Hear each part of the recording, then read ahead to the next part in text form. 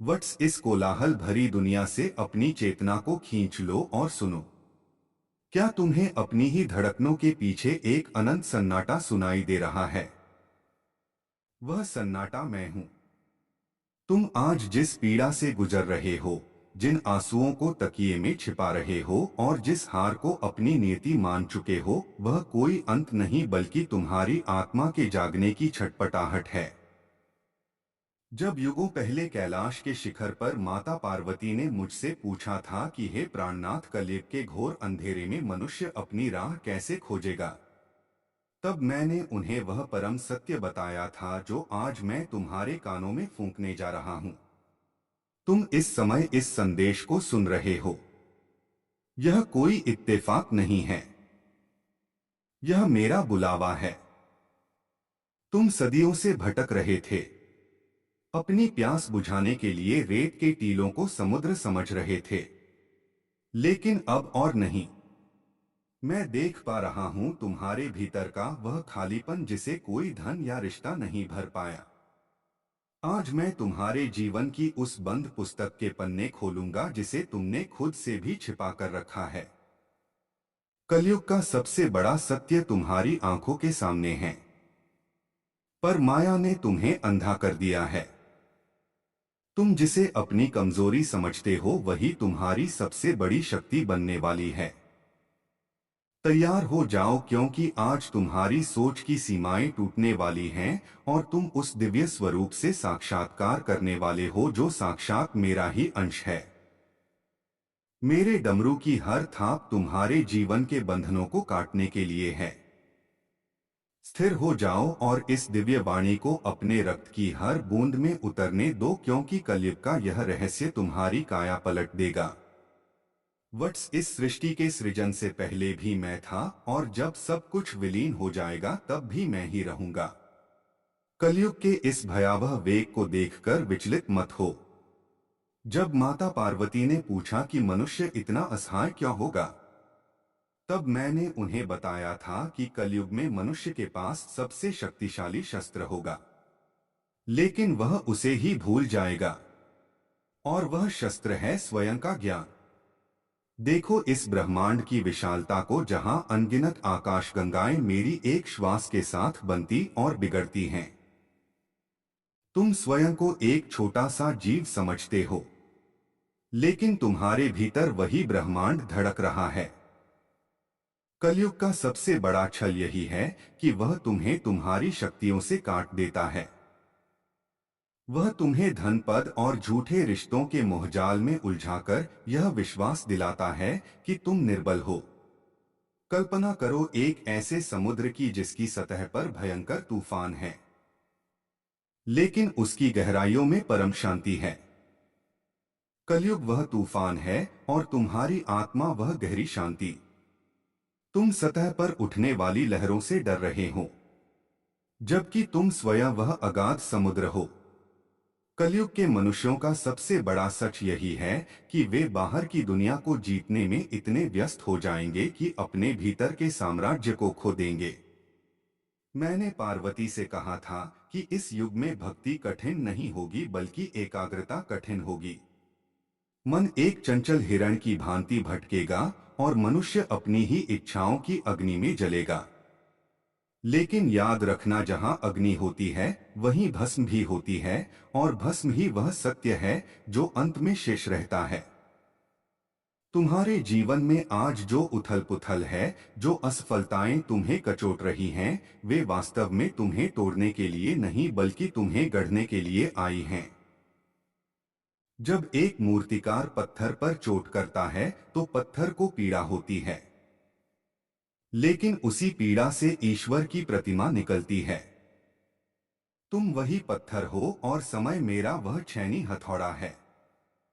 कलयुग में दुख का आना अनिवार्य है, क्योंकि बिना दुख के मनुष्य कभी मुड़कर अपने भीतर नहीं झांकता। जब तुम्हारे अपने तुम्हें छोड़ दें, जब तुम्हारी मेहनत का फल कोई और ले जाए, जब तुम्हें लगे कि चारों ओर अंधेरा है, तब समझ लेना कि मैं तुम्हारे सबसे करीब हूं, क्योंकि उस हूं में ही मेरी गूंज सुनाई देती है। मैंने पार्वती को कलयुग के मनुष्यों की एक और विशेषता बताई थी।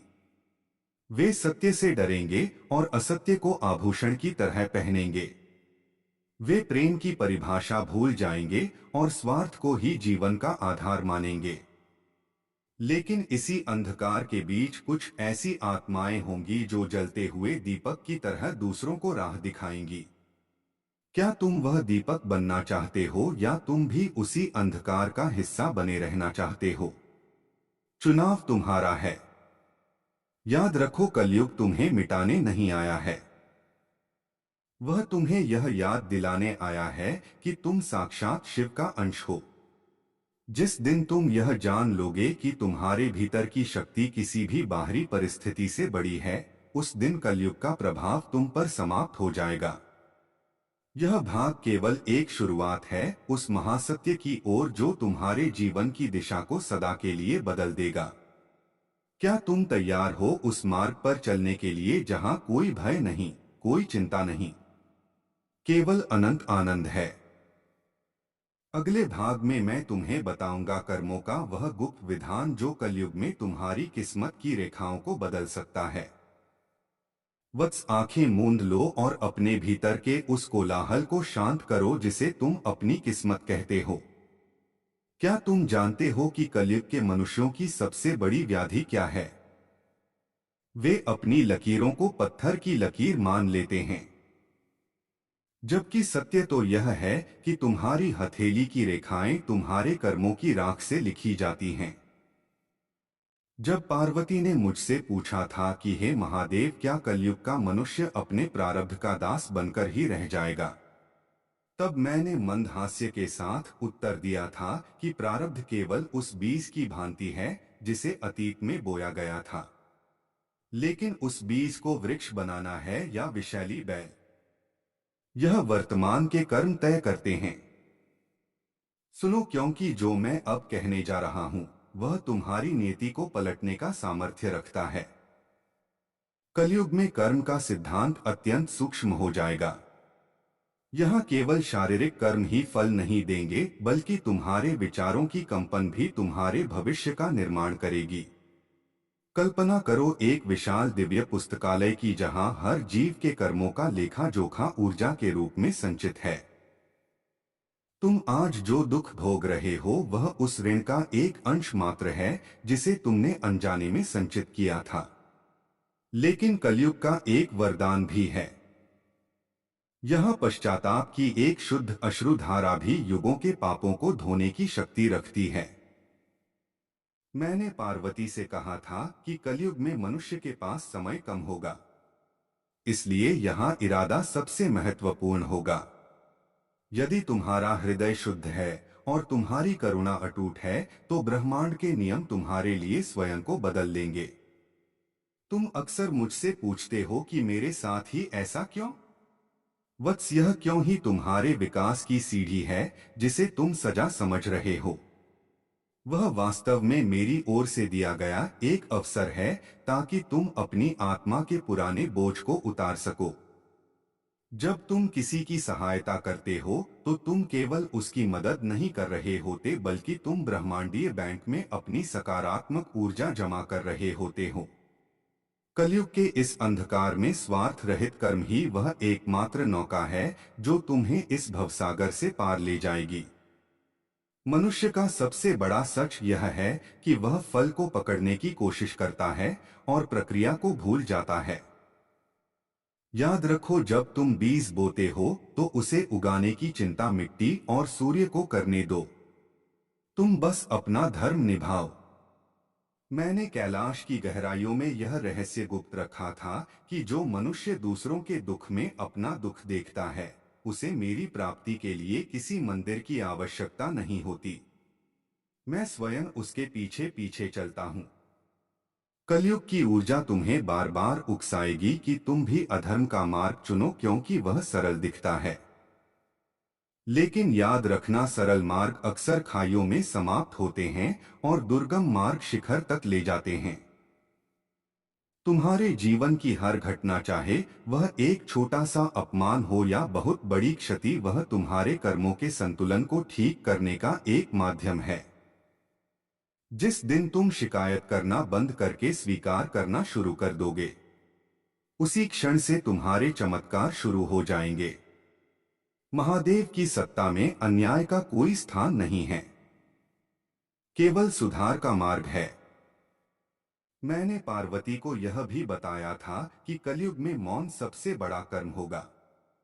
जब दुनिया तुम पर पत्थर फेंके तब तुम्हारा मौन रहना और ईश्वर पर भरोसा रखना सबसे बड़ी तपस्या मानी जाएगी।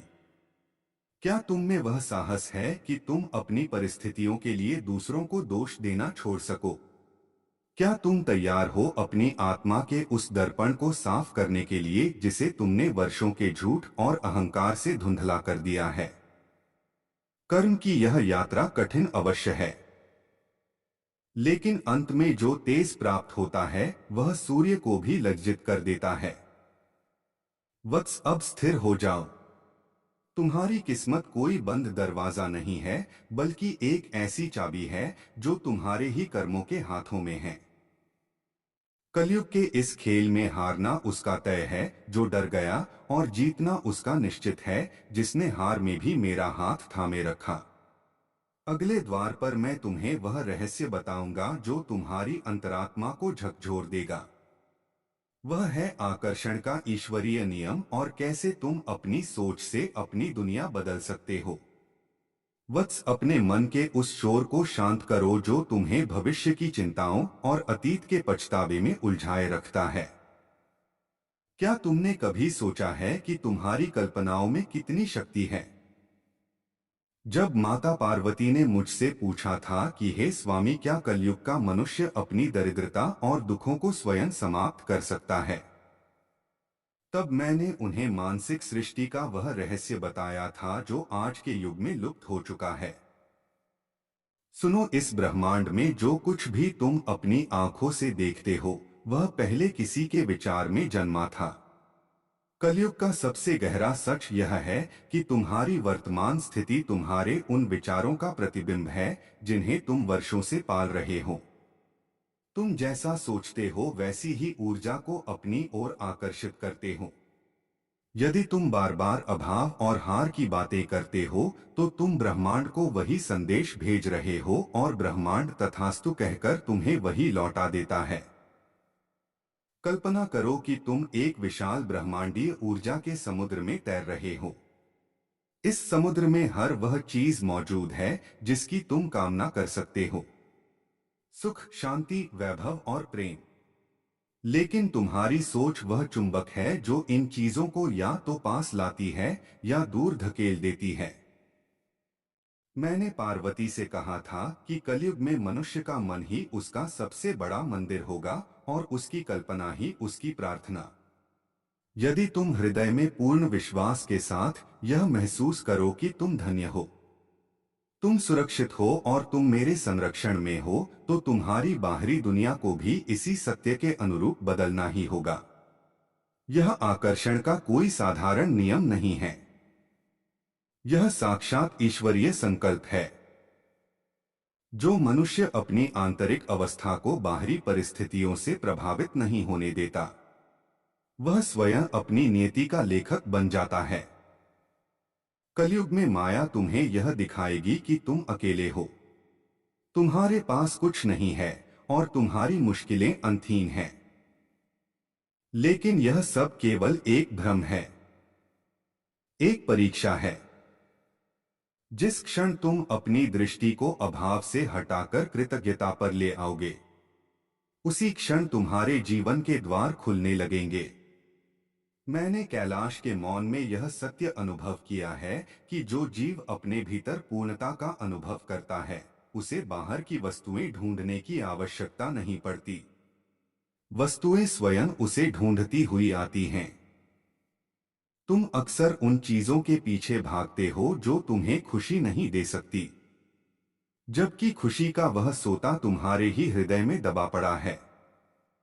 कलयुग का मनुष्य बाहर से अमीर होने की कोशिश करेगा लेकिन भीतर से खोखला रहेगा और यही उसके दुखों का मूल कारण होगा। वत्स, क्या तुम जानते हो कि तुम्हारी हर एक सोच ब्रह्मांड की दीवारों से टकराकर वापस तुम्हारे पास आती? बिसात की जिसके खिलाड़ी तुम नहीं बल्कि तुम्हारी आत्मा के संस्कार हैं। तुम अक्सर मुझसे शिकायत करते हो कि महादेव मेरी प्रार्थना सुनने में इतनी देर क्यों? पर वह क्या तुम जानते हो कि अगर मैंने तुम्हारी वह इच्छा तब पूरी कर दी होती जब तुम उसे मांग रहे थे, तो वह तुम्हारे उत्थान के बजाय तुम्हारे विनाश का कारण बन जाती। कलयुग का सबसे बड़ा भ्रम यह है कि मनुष्य अपनी घड़ी को ब्रह्मांड की घड़ी से तेज चलाना चाहता है। तुम एक कली को खींचकर उसे फूल नहीं बना सकते। उसे खिलने के लिए सूर्य की ऊष्मा और समय की आवश्यकता होती। कैलाश के शिखर पर माता पार्वती ने मुझसे पूछा था कि हे प्राणनाथ, कलयुग के घोर अंधेरे में मनुष्य अपनी राह कैसे खोजेगा? तब मैंने उन्हें वह परम सत्य बताया था जो आज मैं तुम्हारे कानों में फूंकने जा रहा हूँ। तुम इस समय इस संदेश को सुन रहे हो। यह कोई इत्तेफाक नहीं है। यह मेरा बुलावा है। तुम सदियों से भटक रहे थे। अपनी प्यास बुझाने के लिए रेत के टीलों को समुद्र समझ रहे थे। लेकिन अब और नहीं। मैं देख पा रहा हूं तुम्हारे भीतर का वह खालीपन जिसे कोई धन या रिश्ता नहीं भर पाया। आज मैं तुम्हारे जीवन की उस बंद पुस्तक के पन्ने खोलूंगा जिसे तुमने खुद से भी छिपा कर रखा है। कलयुग का सबसे बड़ा सत्य तुम्हारी आंखों के सामने है, पर माया ने तुम्हें अंधा कर दिया है। तुम जिसे अपनी कमजोरी समझते हो वही तुम्हारी सबसे बड़ी शक्ति बनने वाली है। तैयार हो जाओ, क्योंकि आज तुम्हारी सोच की सीमाएं टूटने वाली हैं और तुम उस दिव्य स्वरूप से साक्षात्कार करने वाले हो जो साक्षात मेरा ही अंश है। मेरे डमरू की हर थाप तुम्हारे जीवन के बंधनों को काटने के लिए है। स्थिर हो जाओ और इस दिव्य वाणी को अपने रक्त की हर बूंद में उतरने दो, क्योंकि कलयुग का यह रहस्य तुम्हारी काया पलट देगा। वट्स इस सृष्टि के सृजन से पहले भी मैं था, और जब सब कुछ विलीन हो जाएगा तब भी मैं ही रहूंगा। कलयुग के इस भयावह वेग को देखकर विचलित मत हो। जब माता पार्वती ने पूछा कि मनुष्य इतना असहाय क्यों होगा, तब मैंने उन्हें बताया था कि कलयुग में मनुष्य के पास सबसे शक्तिशाली शस्त्र होगा, लेकिन वह उसे ही भूल जाएगा। और वह शस्त्र है स्वयं का ज्ञान। देखो इस ब्रह्मांड की विशालता को, जहां अनगिनत आकाशगंगाएं मेरी एक श्वास के साथ बनती और बिगड़ती हैं। तुम स्वयं को एक छोटा सा जीव समझते हो, लेकिन तुम्हारे भीतर वही ब्रह्मांड धड़क रहा है। कलयुग का सबसे बड़ा छल यही है कि वह तुम्हें तुम्हारी शक्तियों से काट देता है। वह तुम्हें धन, पद और झूठे रिश्तों के मोहजाल में उलझाकर यह विश्वास दिलाता है कि तुम निर्बल हो। कल्पना करो एक ऐसे समुद्र की जिसकी सतह पर भयंकर तूफान है, लेकिन उसकी गहराइयों में परम शांति है। कलयुग वह तूफान है और तुम्हारी आत्मा वह गहरी शांति। तुम सतह पर उठने वाली लहरों से डर रहे हो, जबकि तुम स्वयं वह अगाध समुद्र हो। कलयुग के मनुष्यों का सबसे बड़ा सच यही है कि वे बाहर की दुनिया को जीतने में इतने व्यस्त हो जाएंगे कि अपने भीतर के साम्राज्य को खो देंगे। मैंने पार्वती से कहा था कि इस युग में भक्ति कठिन नहीं होगी बल्कि एकाग्रता कठिन होगी। मन एक चंचल हिरण की भांति भटकेगा और मनुष्य अपनी ही इच्छाओं की अग्नि में जलेगा। लेकिन याद रखना, जहां अग्नि होती है वहीं भस्म भी होती है, और भस्म ही वह सत्य है जो अंत में शेष रहता है। तुम्हारे जीवन में आज जो उथल पुथल है, जो असफलताएं तुम्हें कचोट रही हैं, वे वास्तव में तुम्हें तोड़ने के लिए नहीं बल्कि तुम्हें गढ़ने के लिए आई हैं।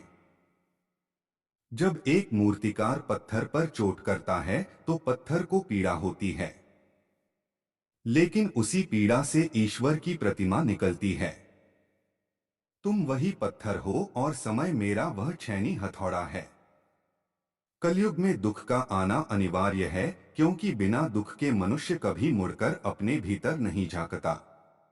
जब तुम्हारे अपने तुम्हें छोड़ दें, जब तुम्हारी मेहनत का फल कोई और ले जाए, जब तुम्हें लगे कि चारों ओर अंधेरा है, तब समझ लेना कि मैं तुम्हारे सबसे करीब हूं, क्योंकि उस हूं में ही मेरी गूंज सुनाई देती है। मैंने पार्वती को कलयुग के मनुष्यों की एक और विशेषता बताई थी। वे सत्य से डरेंगे और असत्य को आभूषण की तरह पहनेंगे। वे प्रेम की परिभाषा भूल जाएंगे और स्वार्थ को ही जीवन का आधार मानेंगे। लेकिन इसी अंधकार के बीच कुछ ऐसी आत्माएं होंगी जो जलते हुए दीपक की तरह दूसरों को राह दिखाएंगी। क्या तुम वह दीपक बनना चाहते हो या तुम भी उसी अंधकार का हिस्सा बने रहना चाहते हो? चुनाव तुम्हारा है। याद रखो, कलयुग तुम्हें मिटाने नहीं आया है। वह तुम्हें यह याद दिलाने आया है कि तुम साक्षात शिव का अंश हो। जिस दिन तुम यह जान लोगे कि तुम्हारे भीतर की शक्ति किसी भी बाहरी परिस्थिति से बड़ी है, उस दिन कलयुग का प्रभाव तुम पर समाप्त हो जाएगा। यह भाग केवल एक शुरुआत है उस महासत्य की ओर जो तुम्हारे जीवन की दिशा को सदा के लिए बदल देगा। क्या तुम तैयार हो उस मार्ग पर चलने के लिए जहां कोई भय नहीं, कोई चिंता नहीं, केवल अनंत आनंद है? अगले भाग में मैं तुम्हें बताऊंगा कर्मों का वह गुप्त विधान जो कलयुग में तुम्हारी किस्मत की रेखाओं को बदल सकता है। वत्स, आंखें मूंद लो और अपने भीतर के उस कोलाहल को शांत करो जिसे तुम अपनी किस्मत कहते हो। क्या तुम जानते हो कि कलयुग के मनुष्यों की सबसे बड़ी व्याधि क्या है? वे अपनी लकीरों को पत्थर की लकीर मान लेते हैं, जबकि सत्य तो यह है कि तुम्हारी हथेली की रेखाएं तुम्हारे कर्मों की राख से लिखी जाती हैं। जब पार्वती ने मुझसे पूछा था कि हे महादेव, क्या कलयुग का मनुष्य अपने प्रारब्ध का दास बनकर ही रह जाएगा, तब मैंने मंद हास्य के साथ उत्तर दिया था कि प्रारब्ध केवल उस बीज की भांति है जिसे अतीत में बोया गया था, लेकिन उस बीज को वृक्ष बनाना है या विषैली बैल, यह वर्तमान के कर्म तय करते हैं। सुनो, क्योंकि जो मैं अब कहने जा रहा हूं वह तुम्हारी नियति को पलटने का सामर्थ्य रखता है। कलयुग में कर्म का सिद्धांत अत्यंत सूक्ष्म हो जाएगा। यहाँ केवल शारीरिक कर्म ही फल नहीं देंगे, बल्कि तुम्हारे विचारों की कंपन भी तुम्हारे भविष्य का निर्माण करेगी। कल्पना करो एक विशाल दिव्य पुस्तकालय की जहां हर जीव के कर्मों का लेखा जोखा ऊर्जा के रूप में संचित है।